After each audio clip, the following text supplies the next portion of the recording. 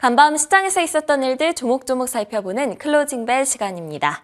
뉴욕 증시는 크레디트 스위스발 충격에 은행주들이 크게 하락하면서 주요 지수들이 흔들렸습니다. 인플레이션 둔화 조짐에 연준의 기준금리 동결론이 떠오르기는 했지만 시장의 불안감을 해소시키지는 못했는데요. 어떤 일들이 있었는지 김태수 미국 세무사님과 함께 이야기해 보겠습니다. 안녕하세요. 네, 안녕하세요. 네, 시장의 불안감을 형성한 요인들이 어떤 것들이 있었는지 자세하게 좀 알려주실 수 있나요? 네, 악재가 생각지도 않은 곳에서 터집니다. 크레딧 스위스가 악재를 내보냈는데, 지금 시장에 굉장히 불안감이 좀 일어났죠.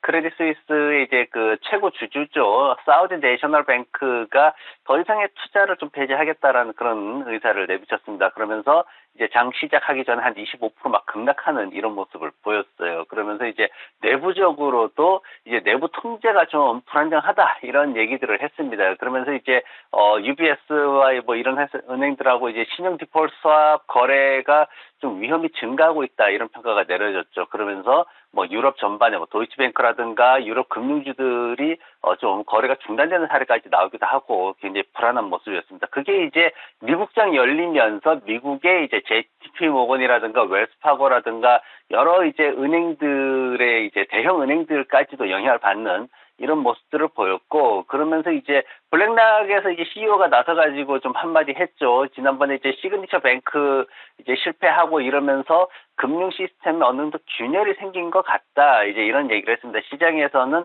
금리 인상에 대해서 뭔가가 경제의 어느 분야에서 깨질 텐데 그 깨지는 분야가 은행권에서 가장 먼저 나타나고 있다. 은행권이 이제 그동안 제로금리 수준에서 너무나 안일하게 그렇게 지내왔다라는 그런 평가들을 좀 많이 하고 있는 그런 상황입니다. 거기에다 이제 경제 지표 관련해 가지고도 이슈가 있었는데 소매 판매 같은 경우에 2월달 데이터가 나왔는데 이제 1월달 대비해 가지고 0.4% 감소하는 모습이었습니다. 예측치가 마이너스 0.3% 감소하는 거였는데 그것보다 조금 더 하락을 했고, 그리고 특히 이제 가구라든가 음식점이라든가 이제 잡화점 같은 경우에 그리고 자동차 쪽에서 이제 많이 떨어지는 모습들을 보였습니다. 반면에 무점포 소매점이라든가 건강 쪽에서는 소폭 상승하는 모습을 보였고요.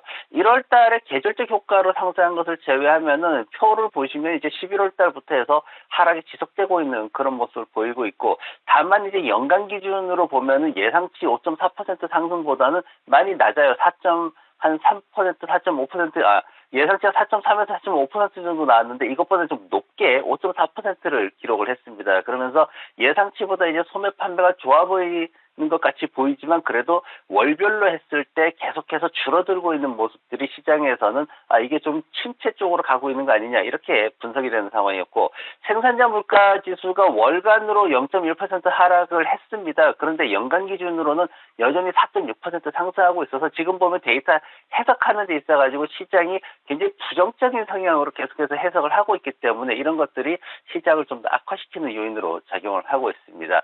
국채 수익률이 급락했어요. 지금 국채 수익률이 3.4%대로 툭 떨어져 있는 그런 모습 볼 수가 있는데 지난 11월 10일 이후에 하루 최대 하락폭을 기록을 했습니다. 그러면서 이제 10년물, 2년물 할 것 없이 모두 하락하는 모습 보이고, 특히 단기 금리가 좀 더 국채 수익률이 좀 더 하락하는 모습을 보였습니다. 그리고 국제유가가 지금 67달러 선까지 떨어졌어요. 지금 마감은 68달러 정도로 했는데, 근데 이제 67달러대까지 이제 장중에 떨어졌습니다. 여기에 이제 나오는 주된 이유가 뭐냐면은 원유 재고가 계속해서 증가하고 있다. 지금 이렇게 나왔는데, 미국 이제 원유 협회 쪽에서 보더라도 10주 연속해서 원유 재고가 증가하고 있다 이랬고, 그리고 에너지 인포메이션 어드미니스트레이션이라는 이제 부서에서 발표한 걸 보면은 역시 재고가 7% 증가했다. 이렇게 지금 나왔습니다. 그러면서 전체적으로 이제 유가가 하락하는, 거기에다 또 유가 시장 쪽에서 딜러들은 경기가 침체되는 쪽으로 계속해서 좀 기울고 있는 모습입니다. 그러면서 이제 더 크게 하락하는 모습 보였고,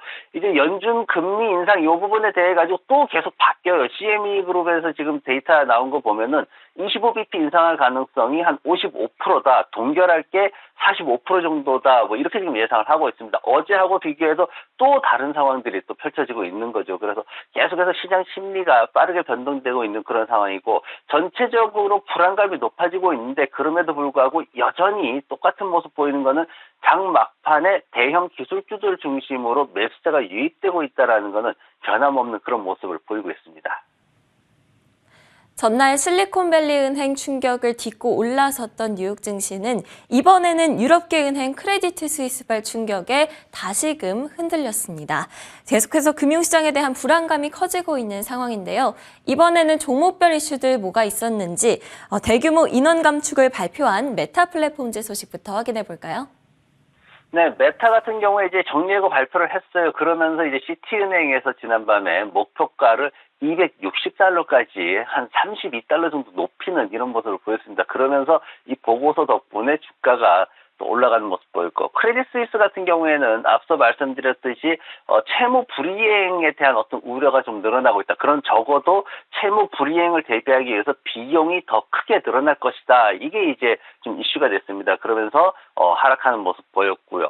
그리고 UBS 그룹 같은 경우에도 이제 동반해서 크레딧 스위스하고 동반해서 이제 하락하는 모습 보였는데, 지금 보면은 이게 160년 된 회사들도 이런 이슈에서는 좀 자유롭지 못하는 그런 상황들이 진행이 되고 있습니다. 그러면서 UBS의 CEO가 나서가지고 이런 부분을 좀 잠재우려고 노력을 했는데 제대로 좀 먹히지 않는 그런 모습들을 보였습니다.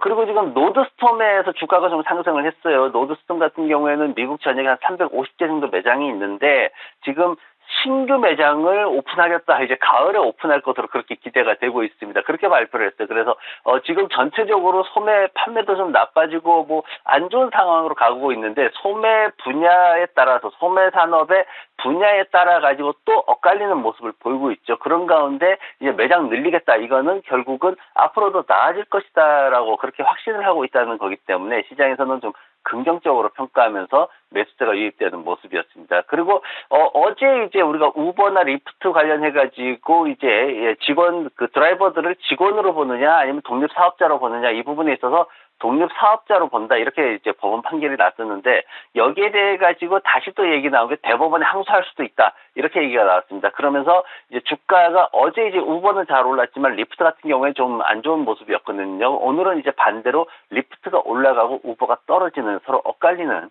그런 모습을 보였습니다. 그리고 오늘 이제 제가 좀 관심 있게 보는 종목은 바로 구글입니다. 구글 같은 경우에는 지금 이제 시장에서 나온 얘기가 뭐냐면은 굉장히 차트가 예쁘게 만들어지고 있다, 이렇게 얘기가 나오고 있습니다. 뭐냐면은 최근에 이제 보면 주가가 108달러까지 갔다가 한 86달러까지 하락하고 이제 그런 상황인데, 어쨌든 내재 가치는 크게 떨어지거나 이러지는 않아요. 한 145달러 정도 평가를 받고 있기 때문에 앞으로 뭐 순이익도 한 50% 가까이 늘어날 수도 있는 그런 상황이다. 굉장히 이제 미래 비전에 대해서 밝게 보는 게 많습니다. 그런데 지금 이제 차트 보시면은 하늘색 박스 구간, 이걸 이제 플랫베이스 모형의 패턴이라고 이제 얘기를 합니다. 뭐냐면은 일정 구간 5주에서 수개월 동안 박스에서 이제 등락을 보이는 상황이고, 저점이 조금씩 올라가는 모습 보이죠. 하단에서 이제 저점 빨간색 선으로 그어놨는데 저점이 올라가는 우상향 모습을 보이고 있습니다. 그래서 이 부분에 대해서 이제 시장에서 굉장히 긍정적으로 평가하는 모습들이 있었고요. 다만 그럼에도 불구하고 조금 우려되는 거는 뭐냐면은, 지금 이제 전체적으로 이제 연속해서 4분기 동안 기대치 예상을 이제 좀 놓치고 있어요. 실적을 좀 놓치고 있기 때문에 이런 부분들이 좀 회복되는 모습을 우리가 확인하면서 들어가는 게 좋겠다, 이렇게 좀 평가를 하고 있어서 전 시장에 최근에 대형 기술주들 중심으로 많이 매수세 들어오고 있는데, 이런 종목들 좀 지켜보시면 좋을 것 같습니다. 대형주 중에 대형주죠. 알파벳. 시장의 기대치를 계속 놓쳐오고 있기는 했지만 내재 가치는 꽤나 큰 종목입니다. 세무사님께서 말씀해 주신 것처럼 향후 몇 년간 큰 성장세를 보일 수 있을지 지켜봐야겠습니다. 이렇게 특징주들 살펴봤는데요. 간밤 종목별 그리고 섹터별로 살펴보면 에너지 섹터가 5% 넘게 큰 하락세를 보였고요. 또 역시나 시장을 뒤흔들고 있는 이 금융 섹터가 2.6%가량 하락하면서 지수들을 끌어내렸습니다. 이렇게 시장의 불안감이 커지고 있는 어려운 상황 속에서 오늘 주목해볼 종목으로는 넷플릭스 꼽아주셨는데요. 이유가 궁금합니다.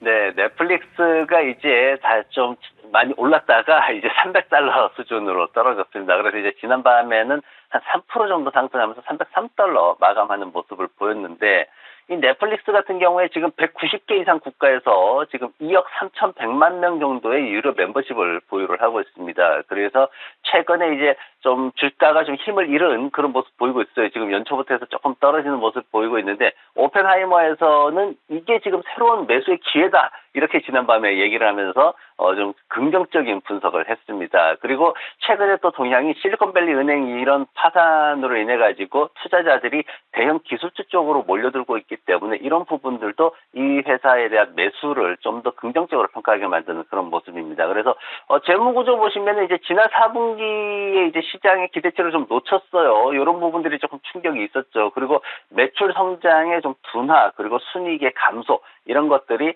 성장성이 지속될 수 있는가 하는 부분에 대해서 이제 의문을 제기하게 되는 모습이었고, 그런데 이제 시장의 어떤 매수 의견 못지않게 지금 비중을 축소하거나 매도하려는 의견들이 또 강하게 등장하고 있는 모습입니다. 그러다 보니까 주가가 좀 엇갈리는 그런 모습을 보였고, 이제 지난 밤이죠. 오늘 이제 발표한 게 뭐냐면은 4월 18일 날 장마감 후에 실적 발표하겠다, 이제 이걸 이제 예고를 했어요. 그러면서 앞으로 실적 발표가 다가올수록 어쩌면 더 강세로 보일 수도 있다. 지금 잭스에서는 그렇게 평가를 하고 있거든요. 그래서 2023년도 전체적으로 봤을 때 주당 11달러 18센트 정도의 순이익을 발표를 할 것이다. 그리고 341억 5천만 달러의 매출을 발표할 것이다. 이렇게 지금 예상을 하고 있어서 전년 대비해서 각각 한 12%, 8% 정도의 상승을 기록을 할 것이다. 성장할 것이다. 이렇게 예측을 하고 있기 때문에 뭐 그런 대로 긍정적으로 올해 진행이 될 것으로 평가를 받고 있습니다. 그래서 차트 보시면은 우리가 이제 이 넷플릭스라는 회사를 방송에서 다뤘던 게 언젠가 찾아봤더니 지난해 9월 29일 날 우리가 방송을 통해 가지고 제가 이걸 한번 분석을 했습니다. 그러면서 갭을 메우는 수준, 지금 장대 음봉 크게 나타나 있는 거기가 일봉으로 보면 다 갭 구간이거든요. 그래서 340달러까지 갭 메우는 수준으로 진행될 것이다 해서 이제 역시 그렇게 해서 올라오는 그런 모습을 보였습니다. 그러면서 이제 지난 1월 말에 380달러 근처까지 상승했다가 조정받으면서 한 20% 이상 조정받으면서 300달러가 지지선 역할을 해줄 것이다, 이렇게 지금 기대를 하고 있죠. 그런데 지금 분기 실적이 1분기 실적이 조금 낮아질 것으로 예상되고 있기 때문에 조금 주의가 필요한 그런 상황입니다. 어차피 이제 반등을 좀 많이 해줬기 때문에 이제 강한 매물대에 지금 진입을 해 있죠. 그러면은 매물대 상단과 하단을 이용해서 이제 짧게 매매하는 그런 전략도 유효하긴 한데, 어쩔 수 없이 시간 조정이 조금 필요한 상황으로 보여집니다. 그래서 지금 이제 50주 이평선 있는 260달러대까지 뭐 빨리 떨어져 주면은 굉장히 좋은, 부담 없이 매수할 수도 있겠지만은 지금은 300달러에서 그래도 주가를 좀 안착시키는 것이 향후 상승을 위해서는 최선의 시나리오로 그렇게 분석이 될 것 같습니다. 300달러 안착을 위해서는 앞으로 이제 한 2, 3주 정도 좀 상황을 좀 지켜봐야 되고, 실적 발표 전에 4월 달에 이제 실적 발표 앞두고 있는데 그 전에 진입 여부를 결정하는 것이 유효하다. 그래서 지금은 좀 자세히 우리가 지켜보는 과정으로 보면 좋을 것 같습니다. 주목해볼 만한 종목으로 넷플릭스 꼽아주셨는데요. 좀 더 지켜보다가 실적 발표 전에 진입 여부 확인해보자 말씀해 주셨습니다. 지금까지 김태수 미국 세무사님과 함께했습니다. 오늘도 말씀 감사합니다. 네, 고맙습니다.